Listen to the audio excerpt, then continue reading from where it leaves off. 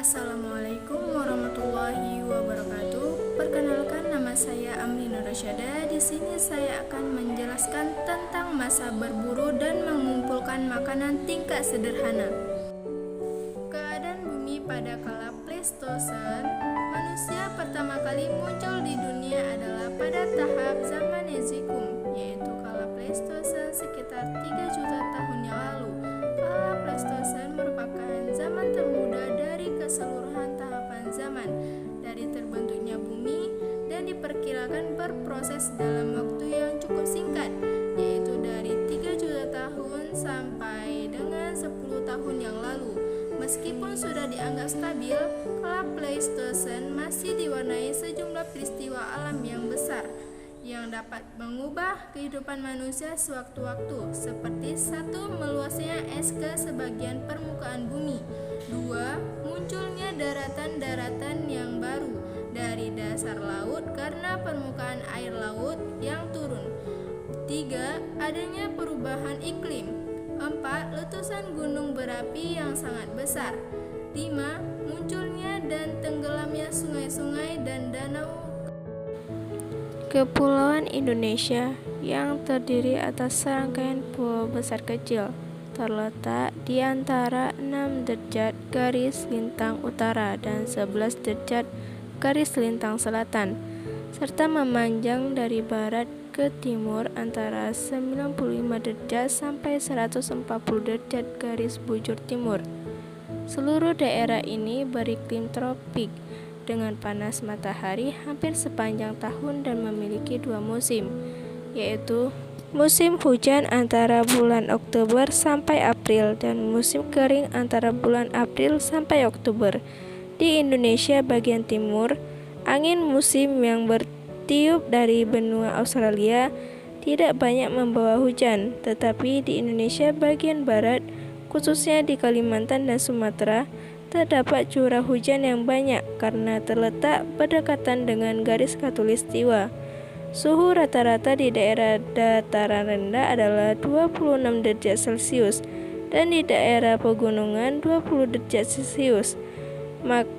Dan makin tinggi letaknya, makin berkurang suhunya, sehingga rata-rata 6 derajat Celcius tiap 1000 meter.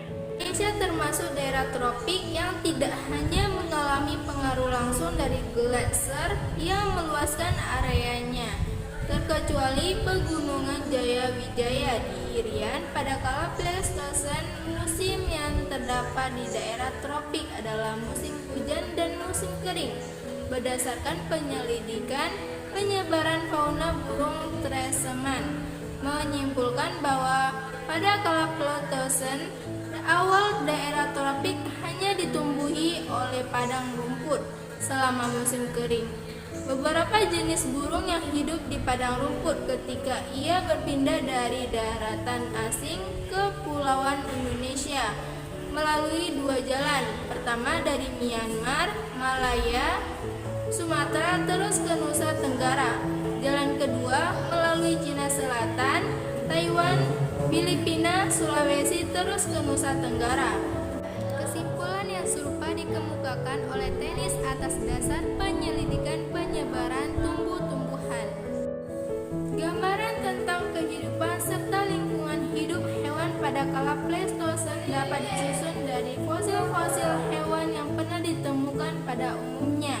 Hewan-hewan yang hidup pada kala ini merupakan hasil evolusi dari hewan-hewan masa sebelumnya, khususnya zaman tersier.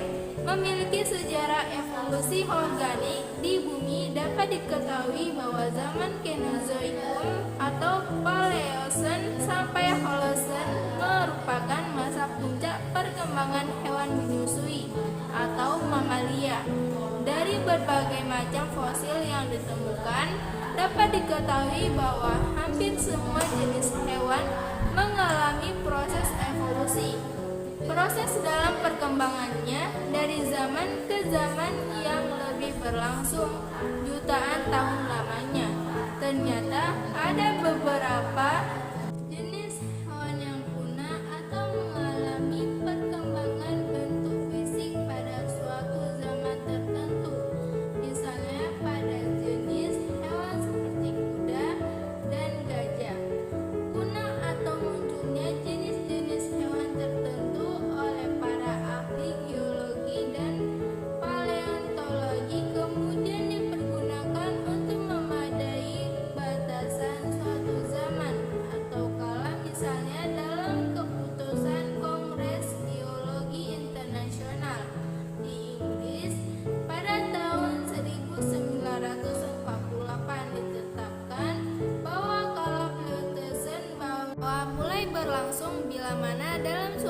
lapisan tanah.